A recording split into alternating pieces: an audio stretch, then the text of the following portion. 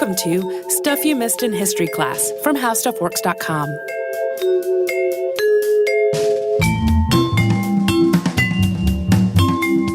Hello and welcome to the podcast. I'm Holly Fry. And I'm Tracy V. Wilson. I'm excited and self-serving because today we're going to talk about my spirit of choice, vodka. As soon as you told me what you were researching, I thought this is going to be Holly's favorite episode ever. Sort of. I mean, we get into some of the bleak stuff that comes with vodka, so it's not all fun and games. I certainly enjoy a cocktail, but obviously we are not advocating over imbibing. Drink responsibly. We just want to talk about the history of this drink. And the story of vodka is one that is really closely tied to cultural identity for several countries. But we're going to examine where it originated and how it evolved over time and how those identities sort of formed. I bet when I say vodka and country, people automatically make a connection, and we'll talk about why that's the case. We're going to talk a little bit also about how vodka is made, and then we'll get into that part about where it came from and how it has expanded to become really a global market, focusing on those countries where it remains and has become most popular. And then we have to talk about some of the problematic aspects of vodka's place in the world, but I promise we'll end in a fairly fun place. Yeah. Vodka is a little unusual in that it can be made from a lot of different things while still being considered vodka, which isn't so much the case with a number of other spirits. There are, of course, a lot of opinions and disagreements about just how far afield you can go in selecting the base ingredient while still calling the resulting spirit vodka. Yeah, this starts some heated debates I discovered in my research. It requires a sugar or starch element to begin with. So most popular in Russia and Poland, as well as other countries kind of in that northern belt, are grains, potatoes, or sugar beet molasses as the starting ingredient.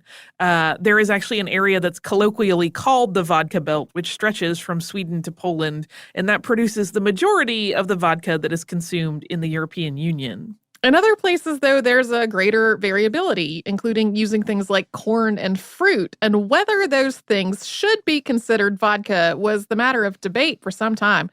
European Parliament ruled on the matter in 2007, giving a wider range of options for distillers, all falling under this vodka umbrella, defining vodka as a spirit drink produced from ethyl alcohol of agricultural origin. Yeah, you can even, if you're feeling very, very ambitious and want to do some juggling and babysitting, you could even start a vodka from just sugar, although it's not really the recommended for general making is my understanding. I have never distilled vodka myself, so I'm going by what I have read. That ruling that we just talked about was unsurprisingly not entirely popular. For vodka purists, it really signaled a degradation to the spirit.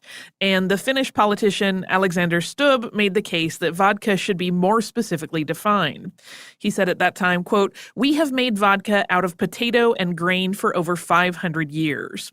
When we became EU members in 1995, we were told that vodka would have a tight definition, just like rum, just like whiskey, just like grappa. We don't want vodka to be some kind of alcoholic wastebasket." I really like the idea that this, it sounds almost like they're becoming part of the EU was in some ways contingent on the definition of vodka. Yes, that was definitely part of what they were agreeing to, is that vodka would have this fairly rigorous standard applied to it, and that didn't really pan out. No, the reason that the rules of what could be used to produce vodka were relaxed was that vodka was already being made from a variety of ingredients at distilleries all over Europe, and excluding the producers that used alternates to grain and potatoes could have led to a trade war.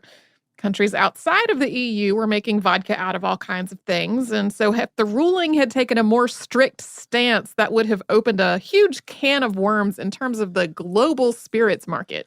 Yeah, so if you would imagine trying to put this in sort of real terms instead of just theoreticals, if you went into your local liquor store today to buy vodka and you see all of the offerings, and then something like this had happened and some people in the world said, no, that thing you've been buying as vodka for X number of years is no longer vodka. Like, it would just be a little bit of chaos in terms of how manufacturers labeled things. I imagine there would be pushback because people wouldn't want to change the identities of the products they had been making for a long time. It really just would have been an absolute chaotic mess. Incidentally, in the U.S., vodka is legally defined in ultra broad terms as, quote, neutral spirits so distilled or so treated after distillation with charcoal or other materials as to be without distinctive character, aroma, taste, or color. That is pretty It's so broad and vague. nebulous. Yeah. Regardless of whether the primary ingredient is an old school traditional take or one that falls under the wider rules, after the fermenting ingredient is selected, it goes through fermentation. The base material is crushed, blended with water, and heated, which turns the starch into sugar. That result is combined with yeast, and then the fluid is distilled from the combined mixture. So alcohol, of course, boils more quickly than water. So the alcohol component in that mixture vaporizes more quickly than the water in the mix. And that vapor is captured, excluding the very first and last vapors of the batch. And next, that vapor is then condensed into a very potent alcohol. And then that alcohol is combined again with water to produce the final product, vodka. That's the very basic process. If you've completed those steps, you have what could technically be called vodka. But it can be, and usually is, further refined and processed to alter the taste and the purity. Filtering it through charcoal, lava, linen, or a number of other substances, or performing multiple distillations will make the spirit cleaner and purer, and also remove virtually all of the taste. Yeah, if you go on an online spelunking expedition to see what people have used to filter vodka, you will find everything from like diamond dust to 2 pieces of cloth. And for some, that becomes part of like their brand identity. Or if they're doing like small batch artisanal stuff, it's part of their thing that they're creating new ways to do it. And of course, flavored vodka is very popular, and the flavor has to be added after all of these other steps. This is often done at the production level, but there are also plenty of consumers who like to add their own flavor infusions to plain vodka for custom flavors. So I'm sure if you have friends who drink, you know somebody who has been like, I infused my vodka with Jolly Ranchers or with apples or with any number of other. I've had friends who have done it with jelly beans. The result was delicious. It just depends on what you like. There are consumers and connoisseurs who desire a vodka that still tastes at least a little bit like its original ingredients rather than having a post-distillation added flavor. Some artisanal vodka producers use small copper moonshine stills instead of the stills that are used in larger production setups because the resulting spirit retains some of those component tastes. Yeah, if you want your vodka to taste like a little like the wheat or the potato or whatever was used initially, then that is probably a better way to achieve it. Quality standards for vodka are actually a really tricky topic because there aren't any that are universally recognized. Some countries, such as Poland, define quality by purity. There are other municipalities that categorize simply by alcohol content, like what percentage of the resulting spirit is alcohol. There's also marketing in the mix playing a part, with some distillers touting the purity of the water that they use as the ultimate determinant of quality. We're about to dive into where all of this vodka production started, or at least where people think it started. But first, we will take a break to hear from one of the sponsors that keeps the show going.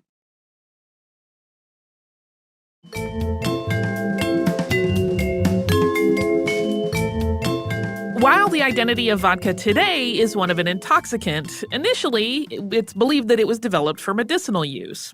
But its exact point of origin is lost to time and is consequently argued by various countries wishing to claim ownership of the world's most popular spirit.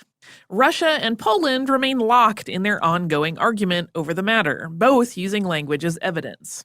So the Russian word for water is voda with a V. The Polish word for water is voda with a W. It's a very subtle difference. I'm probably not enunciating it in a way that makes that difference apparent to native speakers, but they do sound very similar, particularly to Western ears. And proponents of the Polish origins of vodka say that the word vodka with a W, spelled with a W instead of a V, appeared in print before vodka with a V, and thus it must be Polish in origin. There are some additional elements in this whole Russia versus Poland debate on where vodka came from. A Polish drink called gorzałka has existed since the 11th century, and there have been some assertions that that's the original proto-vodka. But the counter-argument is that the historic drink of gorzałka is a more general, undefined alcoholic spirit and not really anything that can be definitively linked to vodka. Ukraine also has a claim to vodka's birthplace because that area produced the most grains in the region in the 15th century. So it would make sense that grain-based alcohol originated there. And there is even the possibility, truly, that vodka actually first entered the region from somewhere else and that locals then figured out how to make their own. We know that vodka, as we know it, originated somewhere in Eastern Europe. But whether that's in modern Ukraine, Russia, Poland, or Belarus, we don't really know. The whole region is inhospitable to grapes as a crop, so inventive folks came up with new ways to make alcohol. The prevailing theory is that we have monks to thank for it, as is true with a number of other alcohols. They needed a spirit to use as a sedative and disinfectant in the communities where they worked, and they turned to wheat to get it. Yeah, so that's why it kind of has those origins as a medicinal. In the 1400s, vodka production became more refined, and it also branched out to use other grains.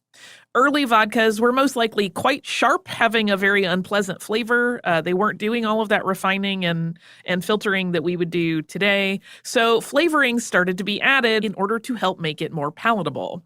Fruit, honey, and spices came into the picture, but in making vodka more tasty, distillers helped to shift it away from simply medicinal use to recreational, because then it started to be yummy. And that shift in identity to a beverage from a medicine led to more experimentation and innovation. Vodka stayed largely in Northern Europe for a while, but eventually it began to spread. Like other products we've talked about, as shipping and industry grew, vodka was able to travel farther and farther away from its point of origin. But even so, there was still a lot of cool stuff going on in that sort of cradle where it first came about. In Poland in particular, herbal vodkas were developed to treat all manner of ailments and concerns in the 16th century. And it was also in Poland that potatoes were first used in fermentation to create vodka. And Polish distillers continued to drive the exploration of flavorings and tweaks to distilling methods well into the 19th century. But vodka is often linked with Russia and Russian cultural identity, and that's due in part to how quickly Ivan III of Russia, also known as Ivan the Great, established vodka as a key revenue source in the country. In 1474, he started taxing vodka and set up a government-based monopoly on the beverage, and that set the stage for his successor, Ivan IV, known as Ivan the Terrible, to continue manipulating the flow of vodka to suit his own desires. Ivan IV went so far as to exclude most of his people from having access to vodka. He set up a new social class of loyal favorites, and only they could have vodka. And in this move, he redistributed land to them and also turned his back on the nobility that had existed before this restructure. He also used vodka to keep people loyal to him, because cross the Tsar and you would lose your drinking privileges. Other Russian leaders similarly used vodka as a means to reward their favorites and to intoxicate guests so that they would tell state secrets. And in the case of Peter the Great, force enemies to drink until they collapsed. But it was Catherine II, also known as Catherine the Great, who instituted changes that once again put vodka in the glasses and the cups of common people. Under her rule, the vodka monopoly ended and more distillers were licensed to produce the spirit. The costs of vodka were also regulated to keep prices reasonable, but this often led to the dilution of the product on the part of the producers. Yeah, if the costs were going to be capped at a pretty low amount, they were like, well, we're going to stretch our product then. This also led to vodka quality being seen as a shorthand way to identify one's status. So even though they had taken away the access through the hierarchy, it sort of built itself again in a new way. The wealthiest households began distilling their own vodkas with an array of expensive flavorings and spices. And this was to maintain their distance from peasants in the eyes of guests. Even the potency of the perfect vodka was scientifically measured by the Russian scientist Dmitry Mendeleev.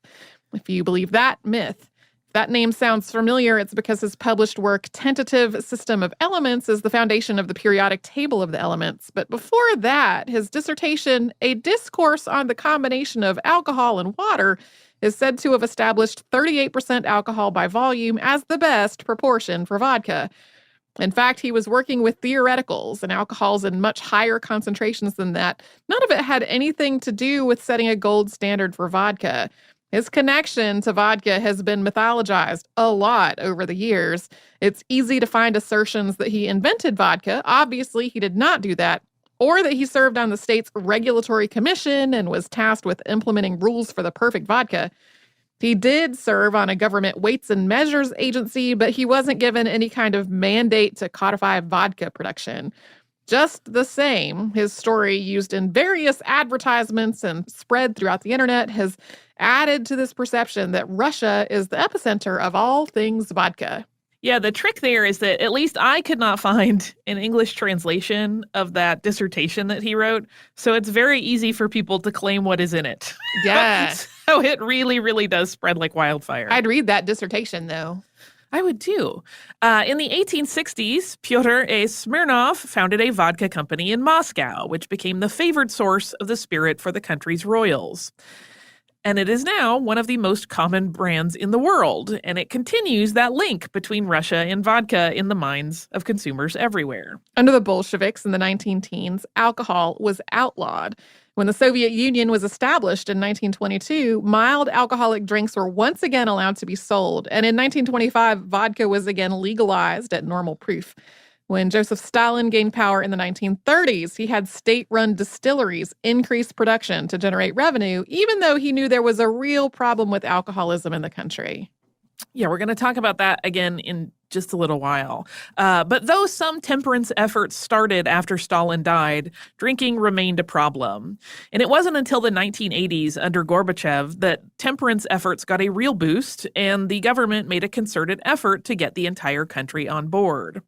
And while the programs that were initiated during this time did curtail drinking to some degree and improve overall health statistics of the population, eventually public sentiment turned against it. Next up, we're going to talk about how vodka became one of the most popular liquors in the United States. But first, we will have a quick sponsor break.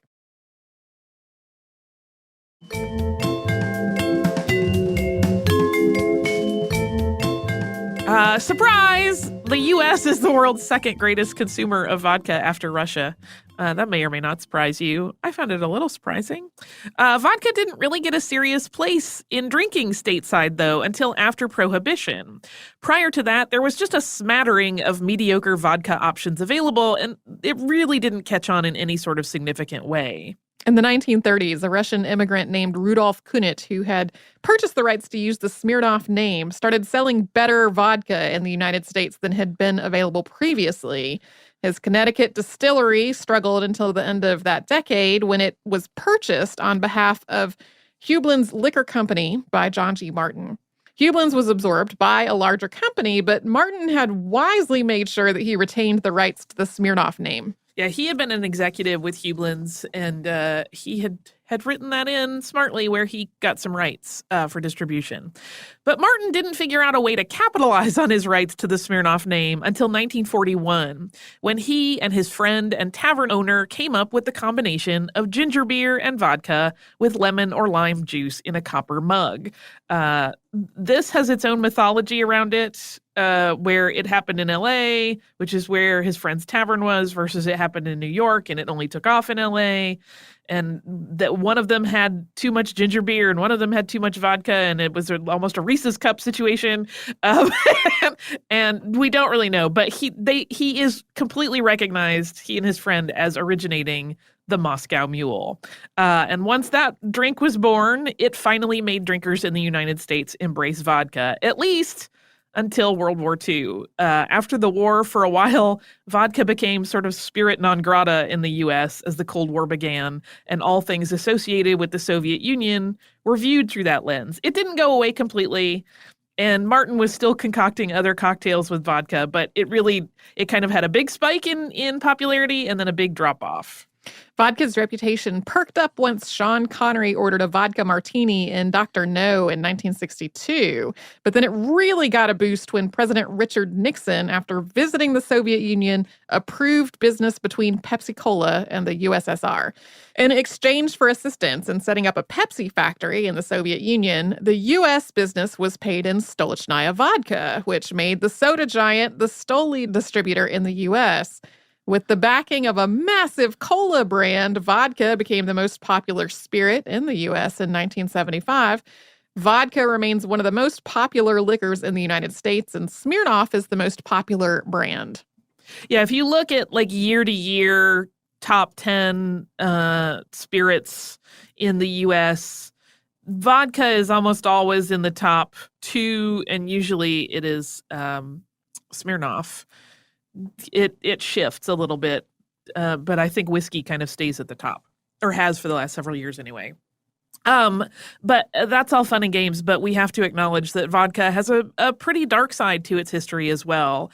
There have certainly been plenty of issues that stemmed from overindulgence in and addiction to alcohol in the world's ongoing story. For example, in the late 19th century, Russia was in the middle of a real crisis of alcoholism.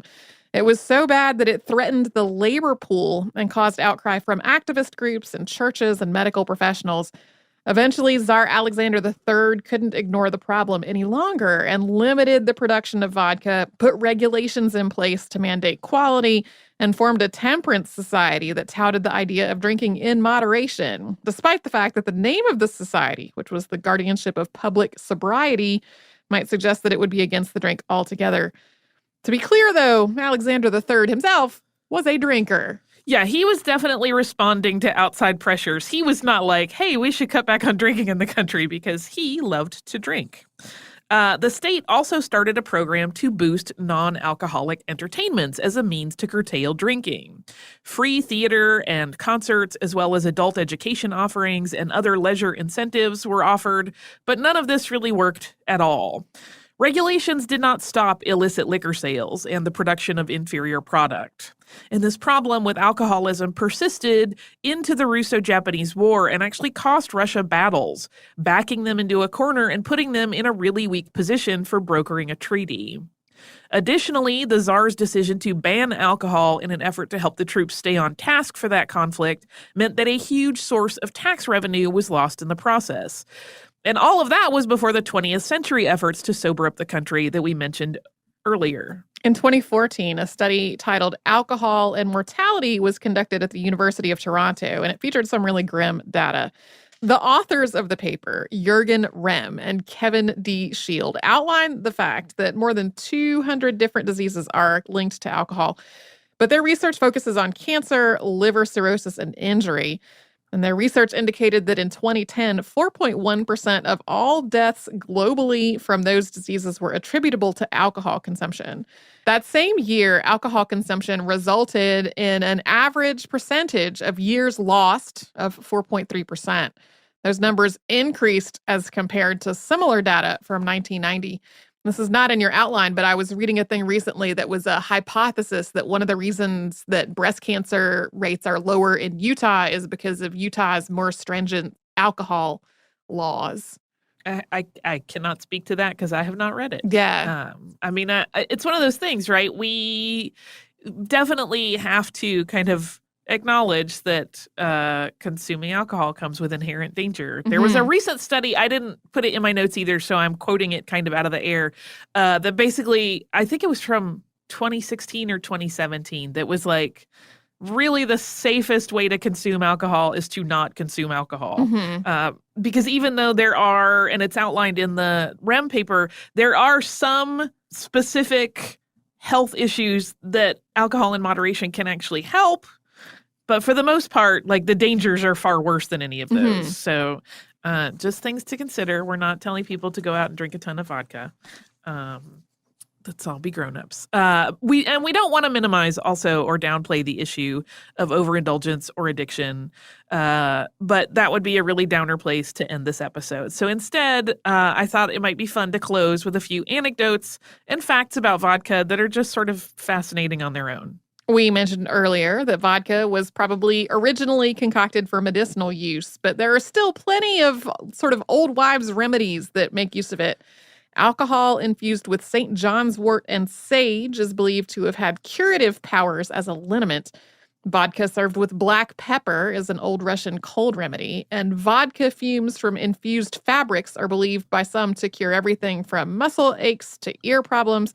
It's also used as an astringent cleanser to clean out pores and as a disinfectant for wounds.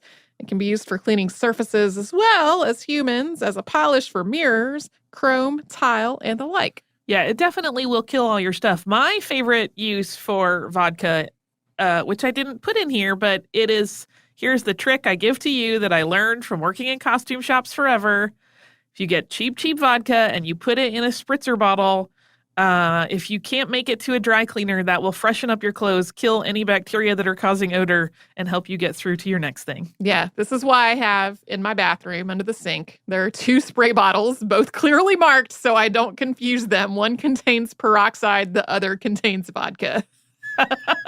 Yeah, at one point I was helping out as like a really low level mouse in a costume shop that was serving a ballet company, and their costume director was always walking around with a bottle of vodka and spritzing things to make sure that they did not smell bad, especially if you were doing like a matinee performance in an evening and there was no way to really do serious cleaning between the two in terms of time, especially when you're trying to prep things for a full corps de ballet. A little vodka spritz will help perk things up and make it not smell bad.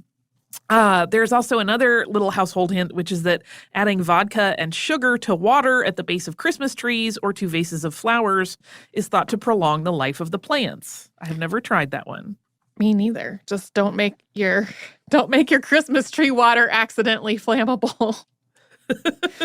In the 1860s, the Smirnoff distillery added anise and egg whites to combine with the vodka to make it more delicious. I would like to disagree with Smirnoff about whether that would be more delicious. Is it the licorice? It's the licorice. Or the egg whitey taste? Not a fan of licorice. I love licorice, so this sounds delightful. You can have all mine. If you've never had like egg white foam in an alcoholic drink, and that may sound weird to you, I encourage you, if you are of legal drinking age, to try it because it's quite interesting. There's some good tiki drinks that feature it as well. This is another one that I love. In 2011, the Bolshoi Theater in Moscow, which was originally built in 1776, went through a major spruce up and renovation. It actually started far before 2011, but that's when it finished, after it had been neglected for several decades. But when it came to the finishing touches performed by gilders, they turned to a medieval recipe.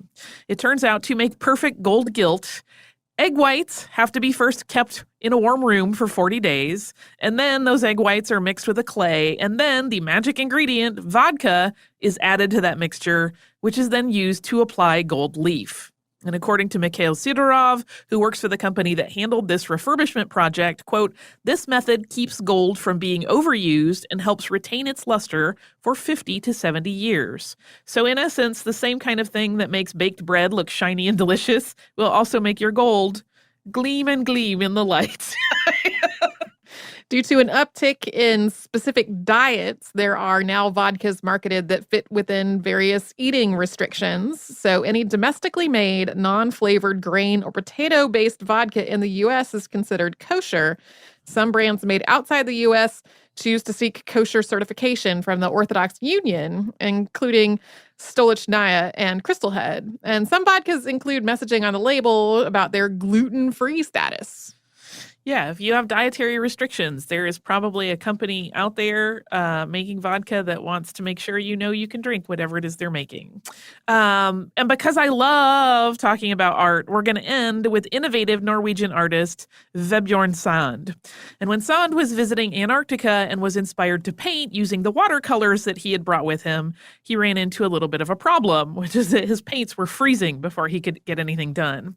And his Russian guides suggested vodka, and he found success when he mixed that with his pigments, and he called the resulting technique vodka color. I love a little innovation. I feel like vodka is sort of one of those universal solvent substances because it does get used still medicinally, still for cleaning and astringent needs, and also in art. and also to make things beautiful and gilt-edged with gold. Mm-hmm. Fabulous. Yeah. Okay, again, don't overindulge. Please be careful with your vodka consumption. Or don't drink at all if that is the choice that you would rather make. Yeah, totally fine. Whatever works for you and is best for your health. I feel a little like Steve Brule, but I'm going to back up off of that. I have a postcard this week, but here's the problem. I'm going to read it, but I don't know who it's from because it appears they did not sign it. I think they just forgot because it's a lovely little note. But if you are the person that sent this to us, thank you. And I'm sorry we can't say your name on the air because I don't see it anywhere on the card. Although they did put a little additional thing that says thank you for being awesome up in the corner, but not their name. But they wrote, "Hey, ladies, I visited San Francisco in December. I just had to go to the Trolley Car Museum, which Tracy talked about in her San Francisco Trolley Car episode that she wrote. I talked about it as well, but she did the research on that one. My boyfriend was hesitant to go, but he literally didn't stop talking about it afterwards. We also visited Coit Tower and learned about Lily, so I thought I'd share. And the postcard is a picture of Lily Hitchcock Coit, and the caption on the back of the postcard says, 7-year-old Lily Hitchcock's life was saved by volunteers of Knickerbocker Engine 5. Ever after, Lily was their patron and honorary member of the company. Lily's bequest for San Francisco's beautification built Coit Tower." So that's a cool little combo of visiting a place we've talked about on the show and giving us a little mini education via postcard. So thank you to whatever wonderful person sent us this.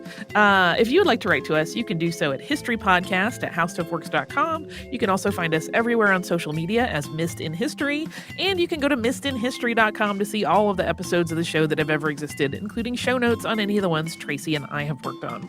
If you would like to subscribe to the show, that sounds like a grand idea to me. You can do that through the iHeartRadio app, the Apple Podcast Player, or wherever you get your podcasts.